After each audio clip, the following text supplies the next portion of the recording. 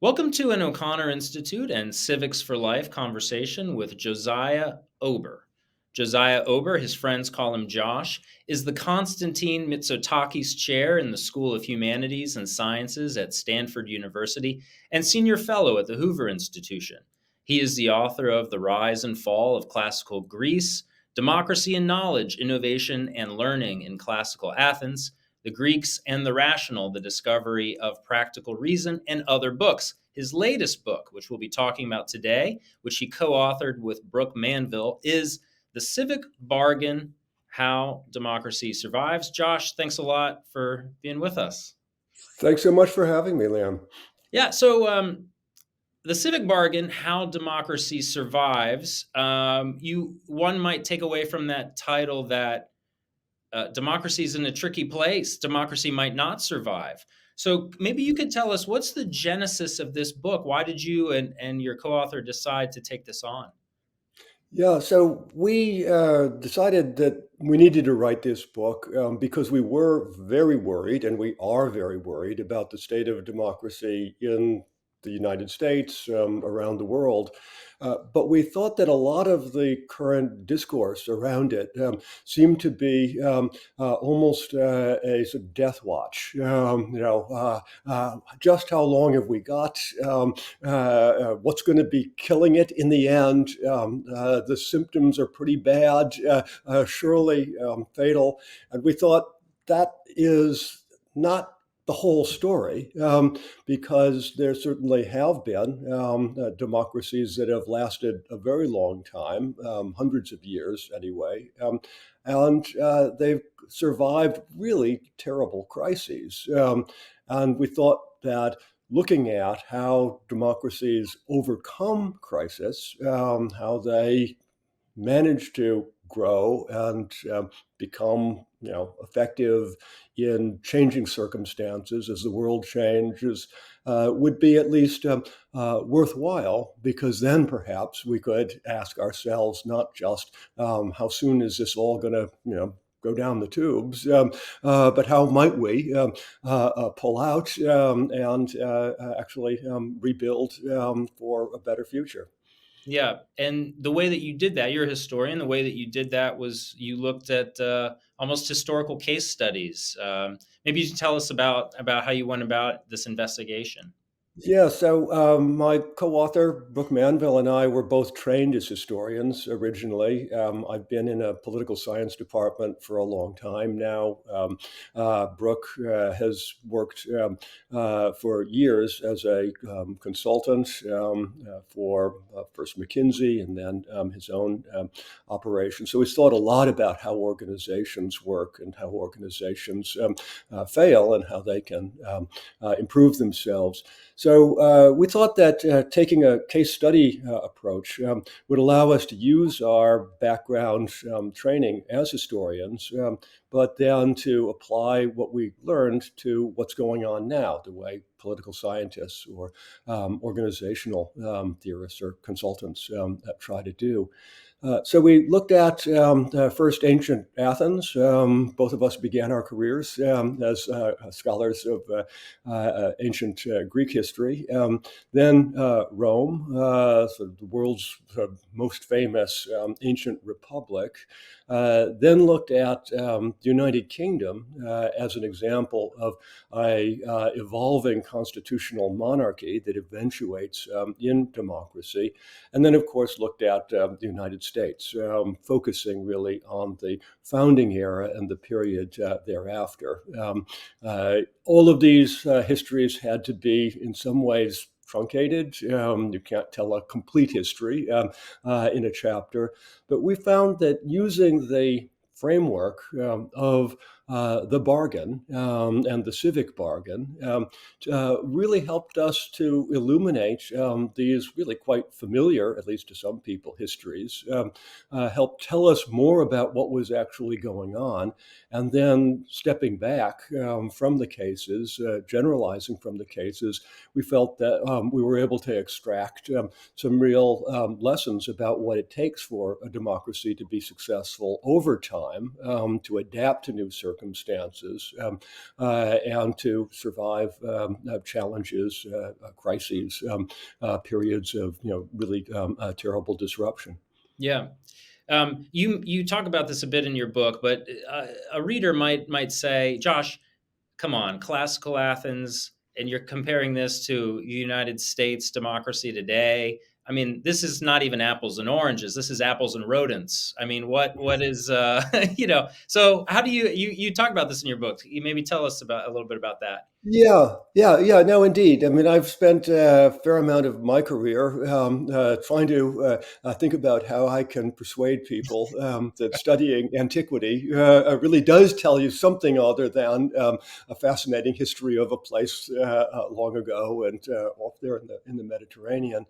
And I think that one of the advantages of looking at antiquity is that it really strips away a lot of the things that we tend to assume are just the normal or even the essential things that is going on in self-government by citizens. So that's our core definition of democracy. Democracy is when there is no boss other than the citizens themselves who choose to govern themselves rather than taking orders from anybody else.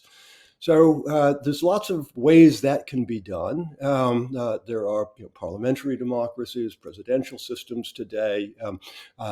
Elections, of course, are central in modern democracies. Political parties are taken for granted. But we can strip away much of that to ask what is the essential to enable a large, over a few hundred people, diverse, rich and poor alike, for example, body of people to make decisions about really complex and life and death matters collectively, rather than being told what to do by somebody else. So starting with these ancient cases allows us to sort of cut to the core of what really citizen self-government is, and then what makes it possible for a large body of people to do this, to govern themselves. And then we can move forward to the the early modern stories about the UK and the US, and ultimately end up back in the 21st century and say, to what extent are these baseline principles, these conditions that make democracy possible, still relevant? And our argument is as soon as you think about it, you recognize they are still relevant, and that what we've learned then in the historical cases allows us to see somewhat more clearly what's going on today, simply by now recognizing that underneath all of the noise of contemporary political discourse, particular political activism, there is in fact a core that either is being sustained, so there are conditions that are being maintained, or is being undermined. The conditions then are being abandoned, which to our mind puts democracy at great risk. Yeah. Well, tell us about these conditions, what you found. So what we started out with our first definition of democracy: no boss other than we, the citizens, ourselves. So we said that really is the first condition for democracy. That if a body of people is quite satisfied with having a ruler, someone who tells them what to do, then you're not going to get going on a democratic project.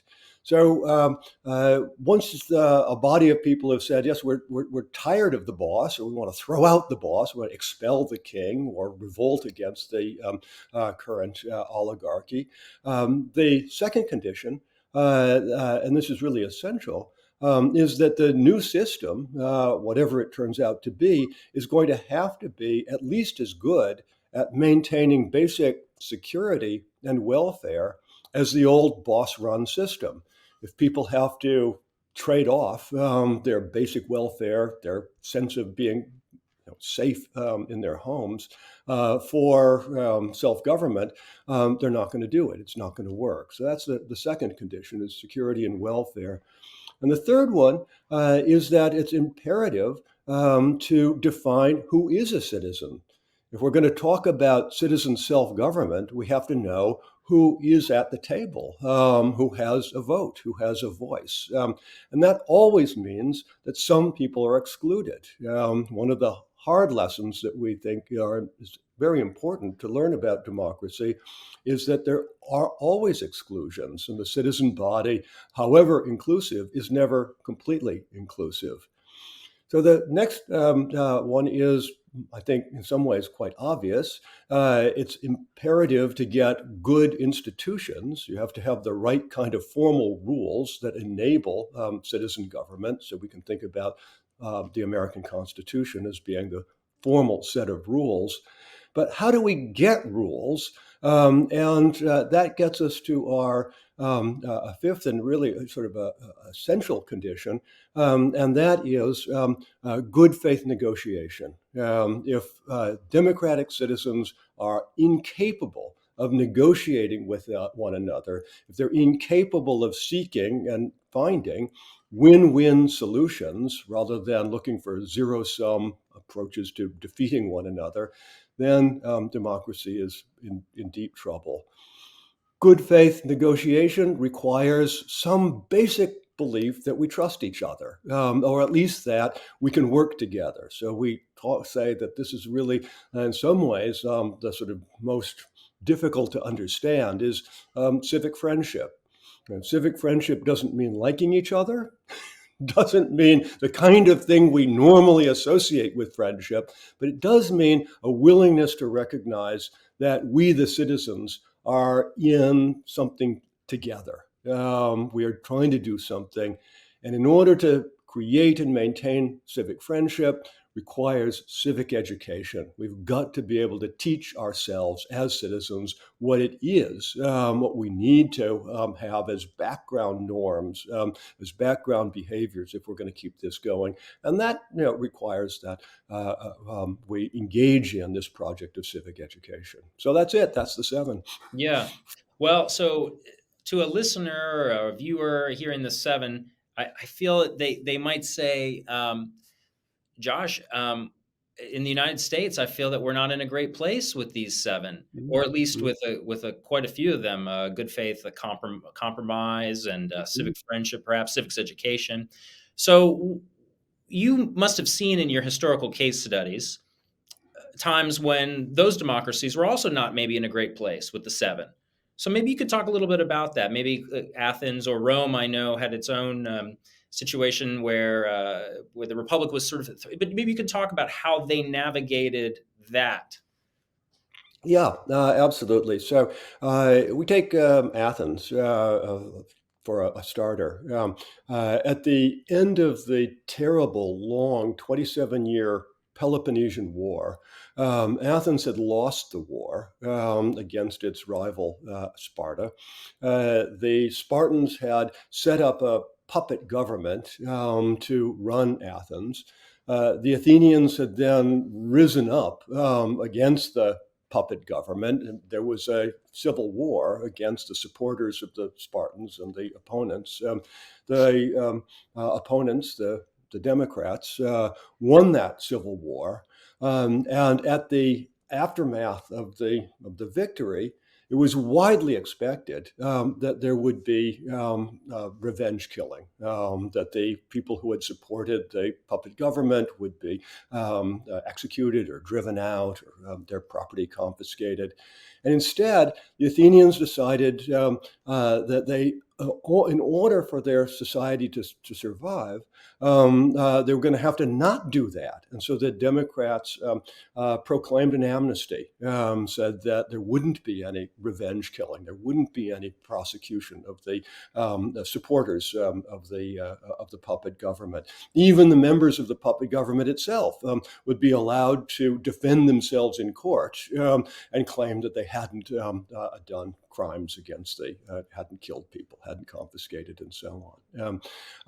And in that same time, the Athenians recognized that they had really neglected sort of the core principle of rule of law. They had been too quick to make decisions, fundamental decisions on what we would call constitutional matters in their open citizen assembly.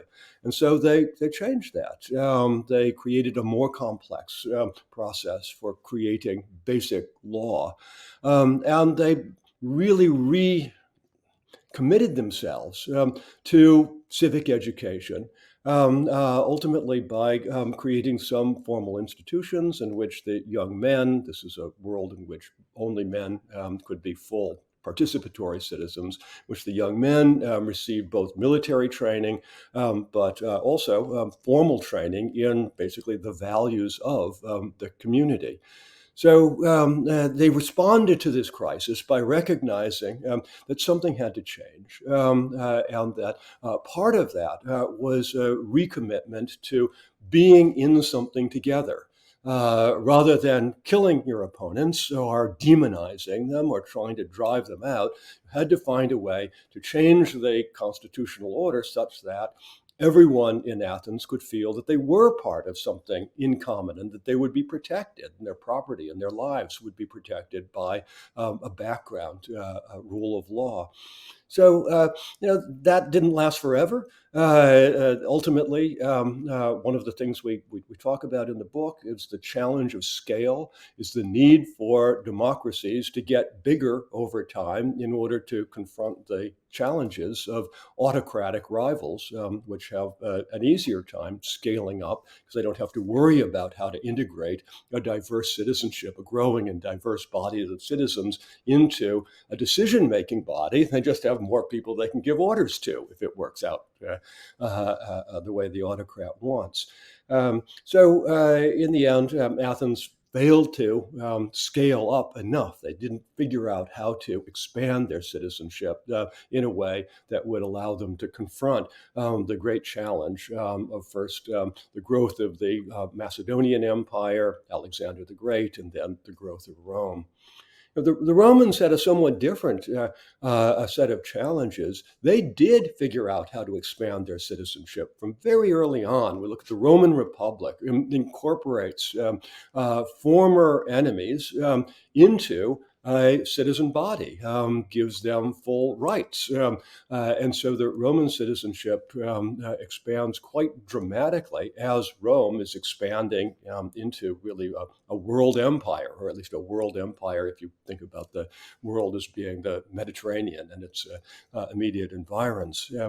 But in the end, the Romans had the great challenge that they needed to confront and ultimately couldn't, was how to keep that citizen body all committed to the core values of the Republic, of something in common, of a common good.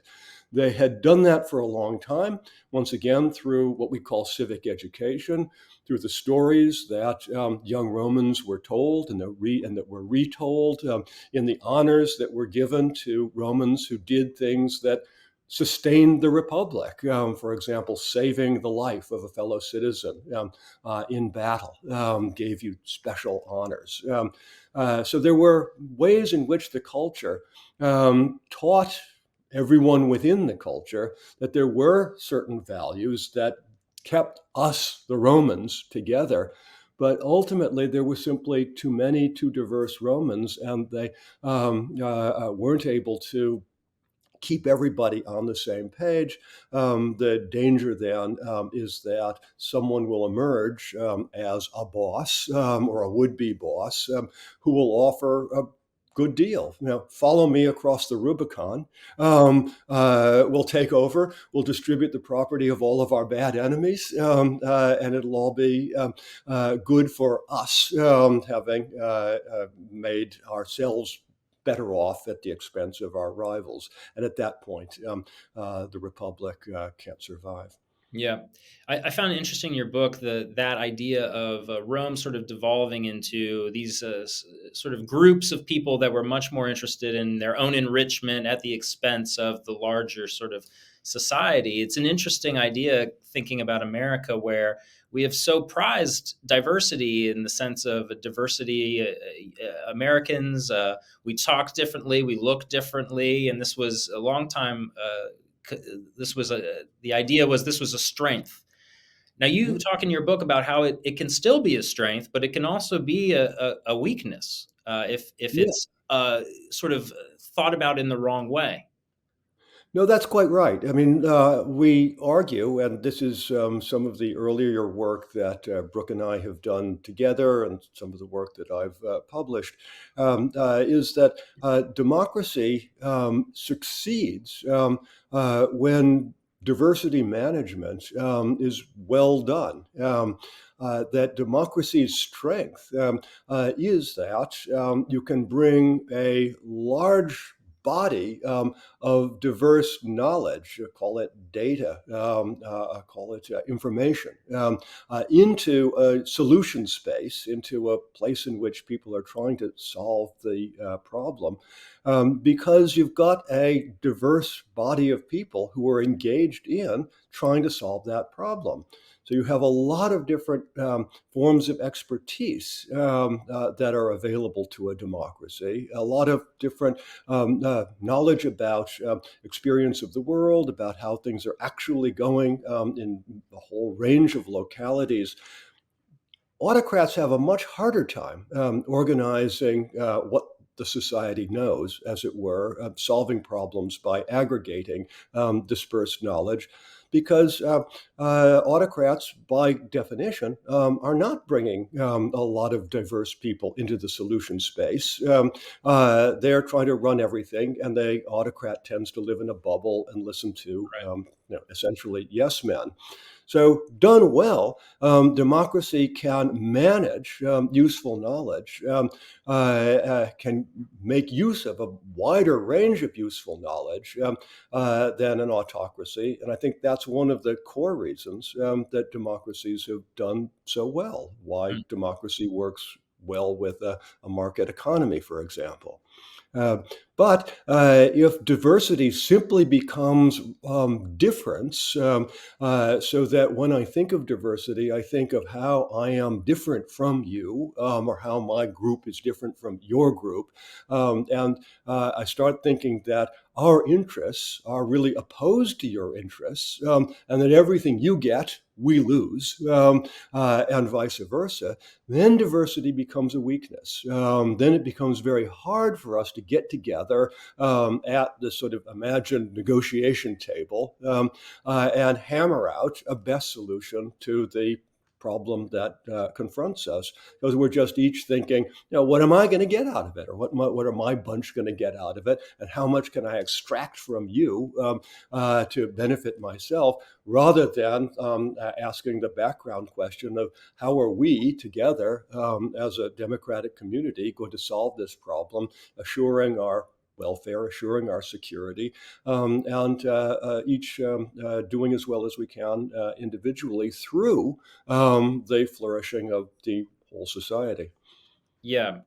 Yeah, I mean, this gets back to what just it was like a just coursed through your entire book, Josh, was this idea of negotiation and compromise as being just absolutely core. I mean, it's in the title of your book, bargaining. Um, this is tricky today, I think, for a lot of It is. Americans. I think there are a lot of people who reject this idea because there's this notion of democracy or sorry, of compromise and negotiation as being rather sleazy, as being Mhm. some ways in which you sell out your ideals or your values. But you see it quite differently. Yeah, indeed. I think it is important in studying democracy and thinking about democracy to recognize that there is diversity. There is, all, by definition, a democracy brings a diverse body of people into some kind of a common enterprise. ruling ourselves. But the diverse body of people remains a diverse body of people, and different interest groups will emerge within any society. Aristotle recognized this back in the 4th century BC. So it really is a challenge then to ask, how are we going to create a world or create a norm around which, yes, of course, I'm concerned with my own interests. Of course, I'm concerned with the interests of my group, but I'm also concerned with the interests of our larger democratic community, our country, our nation. And that I'm going to have to recognize that there will be sacrifices in order to solve the problems we need to solve, to maintain the security and welfare that we need to maintain. And that doesn't mean that means, well, I should say, that does mean that I will never get all I want. My group will never get all we want.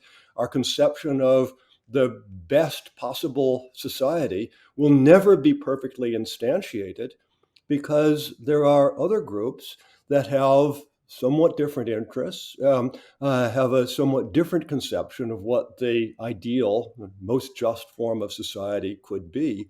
And therefore, one of the really difficult things, I think, about a democracy is the recognition of imperfection. Mhm. That democracy is never utopia.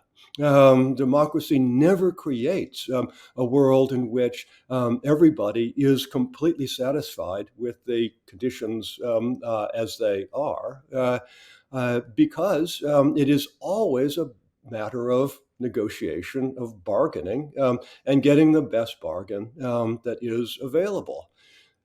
If people recognize that they're better off within the bargain, that they are doing better when they make a bargain with people who have somewhat different interests, than if they walk away from the table and say, I'm going to fight, or I'm just going to go away. If people recognize they're better off within the bargain than outside the bargain, then democracy works, Right. because you can always come back to the bargaining table. It's never done. It's an ongoing process. But if people start clinging to the idea that we need to, my group needs to get everything now, and that compromise on that everything is something vile or something distasteful, then once again, we're in real trouble. Yeah. Did you find cases in the historical, case studies where the values were just simply so far apart that negotiation? I suppose the Civil War, but potentially is a case of this.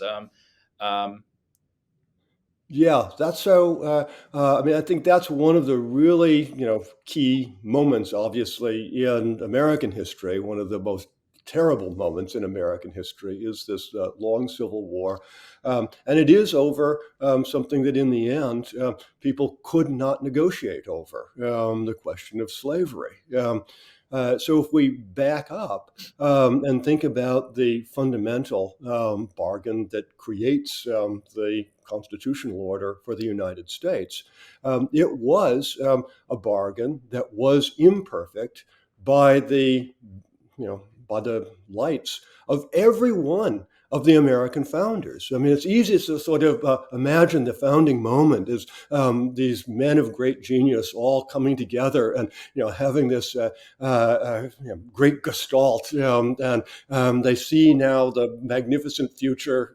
They all sing "Kumbaya" and deliver the perfect Constitution to the rest of us. That's not how it worked. It was tough negotiation, and a tough negotiation that resulted in the best bargain on the table, but a bargain that was recognized as imperfect by everybody at the table. So this is really explicit in this really terrific speech that Benjamin Franklin gives at the very end of the Constitutional Convention, in which Franklin basically underlines the imperfection of the bargain. He says this This is not perfect. But he says, I sacrifice my doubts about it to the common good.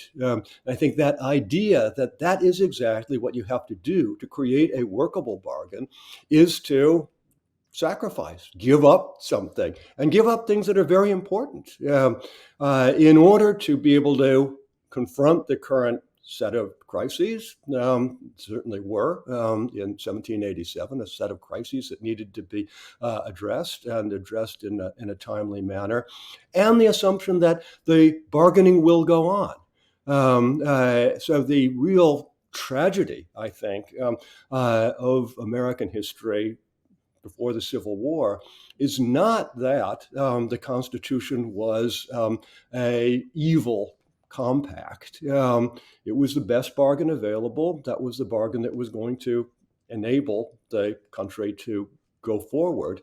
The sad thing is there weren't ongoing negotiations that actually addressed the core issue, of slavery in a way that could enable all of us to go on together. So ultimately, slavery had to go. It was clear that it had to go from the ideals that were embedded in the Declaration of Independence. It was absolutely, against the core conception of natural rights and equality that were in fact agreed upon by pretty much everybody. The slaveholders had to do a clever dance to show why people of African descent were outside of that everybody. But unfortunately, the bargains that were cut allowed the can to be kicked down the road just for too long, to the point where ultimately the thing blew up. So it is a deeply tragic story. But I think that the tendency that I think is now not universal, but for many people to say that the Constitution itself was the problem is, I think, wrong. The Constitution itself wasn't the problem. It was the failure to renegotiate, as all of the founders imagined would happen in a way that would solve ultimately this core issue. Are we kicking cans down the road now? Well, I worry we are. I think the real issue that I worry about is that identities have really hardened, and that people are increasingly, or American citizens are increasingly seeing themselves as a member of an identity group, whether that identity group is political party or whether it is some other sociological specification that means that we, my group, is implacably hostile to and an enemy of these others. So red versus blue. And the notion that there's got to be a winner in this debate or this confrontation, and that one side will win and the other side will lose, that our enemies must be defeated because they are our enemies.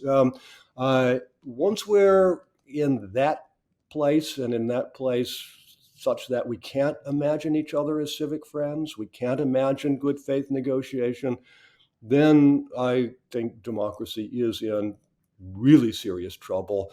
Are we there yet? I don't know.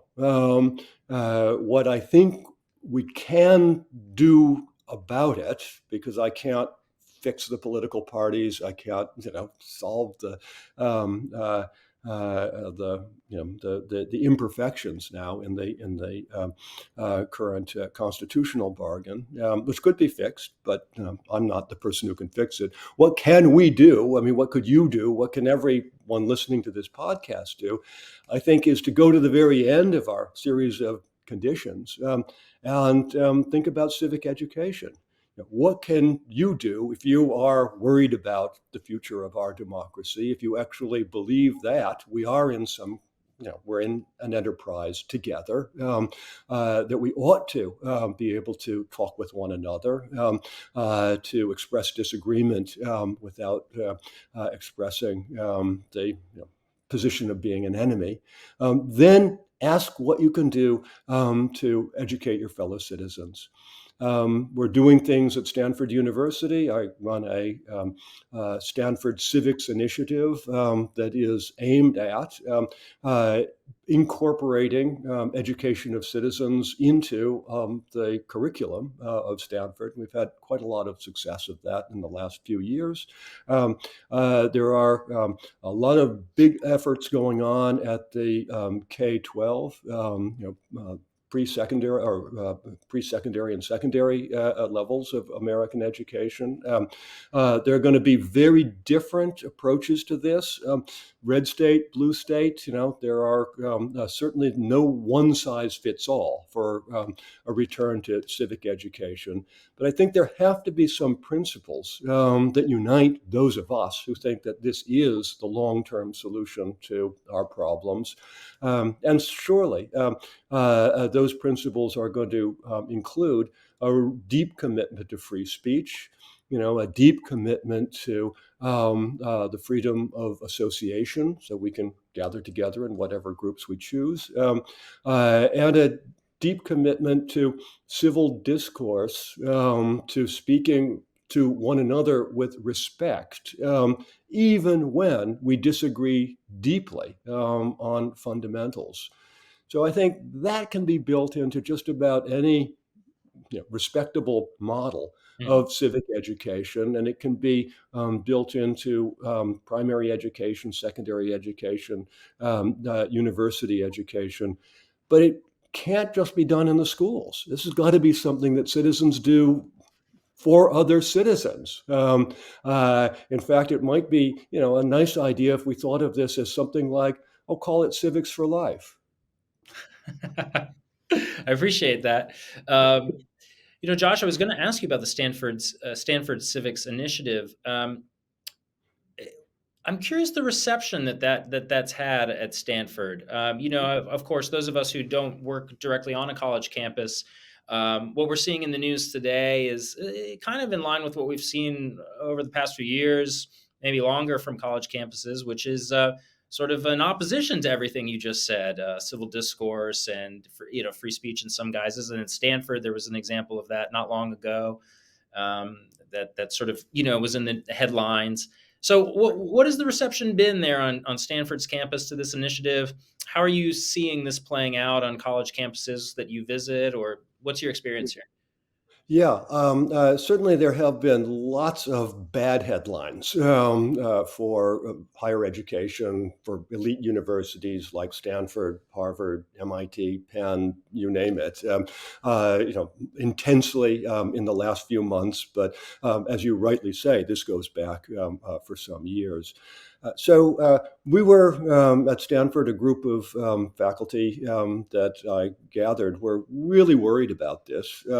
And we felt that one of the things that Stanford had failed at of late was actually educating citizens, educating students to think about the problems of citizenship, not just American citizenship, but the problems that confront any purposeful organization that includes a diverse membership. So we proposed a return because, after all, Stanford had back in the middle of the 20th century courses, mandatory courses on problems of citizenship.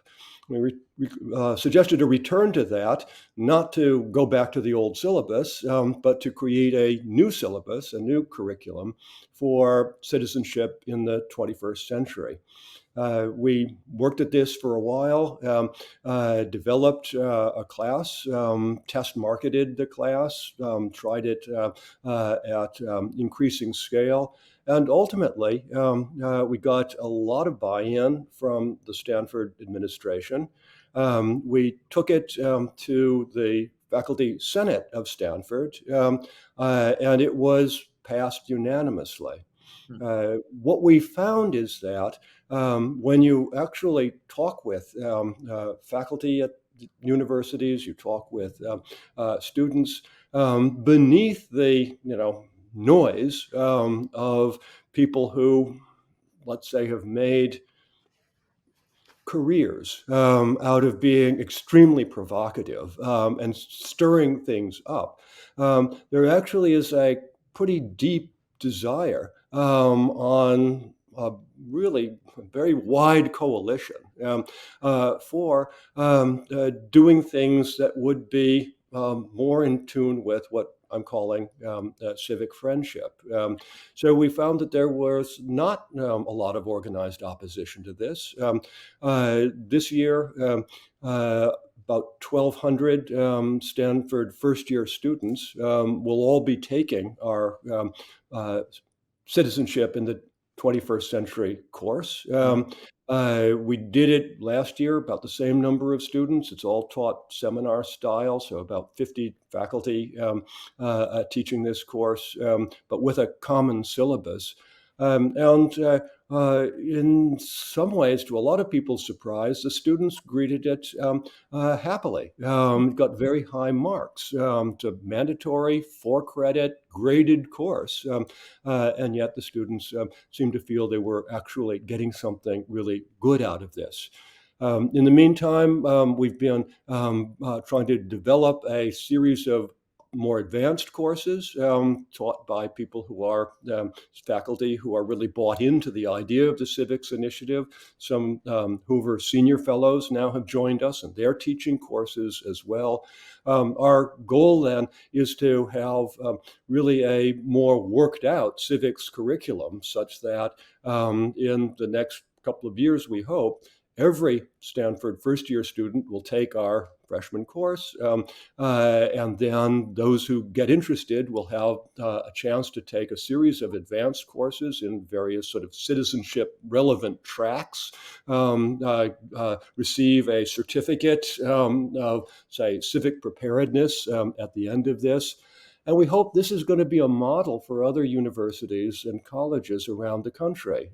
I've been talking with a lot of people around the country, and what I'm finding is once again, red states, blue states, there's a lot of desire for this, and a lot of sort of fed upness with the noise and the contention that makes the headlines. I think that people who really are working at the coal face, as it were, in higher education, are a lot more committed to civic friendship than the nasty headlines would lead you to expect. Yeah, and perhaps this gets to my final question, which is reading your book. I think a lot of people could say, "Uh-oh," but you write in the book that you and your co-author are guardedly optimistic. I think is what you say. So maybe you can tell us why. Why Yeah, where does that come from? yeah. Well, I think it comes maybe Brooke and I are by nature optimists. It comes in part from saying if you're not guardedly optimistic, if we all simply say it's over, there's really nothing that can be done, I'm going to get out of politics. It's all too dirty, or I'm going to try to, defeat the enemy once and for all and create a victory. Then basically it is all over. Pessimism is the route to, I think, or at least complete pessimism is the route to loss of something I think that I care about deeply, the idea that citizens are capable of organizing, governing themselves without being told what to do. I think losing that to the world would be just terrible. Why it would be terrible would be a whole nother, podcast. But it's a. But I think many people would agree that it would be. And so I think that what we need to do is ask ourselves if we're going to be realists, but we're also going to have some optimism, what does that mean we do today? What does an optimist actually act to do? And the most straightforward thing that we came up with is, well, what you can start doing today is working on some form of educating your fellow citizens, whether you're in education in a formal way, or whether you're simply someone who believes that civics is actually an important thing. There are ways to do that. Just simply engaging in conversation with people that you don't agree with, and working to do so in a way that is civil and respectful. Starting out by saying, instead of, you're an evil person because you believe X and I believe not X, by saying, I'd like to understand why you believe X. I'd like to see, if there's any common ground at all between that we could develop. So I think that's the guarded optimism is somehow, in some ways, sort of an existential choice. That if you're Sure. not an optimist, you've given up. Yeah. But it ought to be guarded. I mean, Pollyannaism, oh, it's all fine, don't worry, it'll all correct itself, is also self defeating. So, foolish optimism, unguarded optimism, I think, is as dangerous as complete pessimism. So, I'm urging people to cling to the sense that there are ways forward, that democratic states have survived really terrible crises in the past, but we've got to work at it if we're going to do that. Yeah. It's a choice. Yeah, It's I think that's right. Um, the book is The Civic Bargain: How Democracy Survives. Josh, thanks so much. This was fantastic. I really appreciate it. Liam, I much enjoyed the conversation. Thank you for the opportunity to talk about it.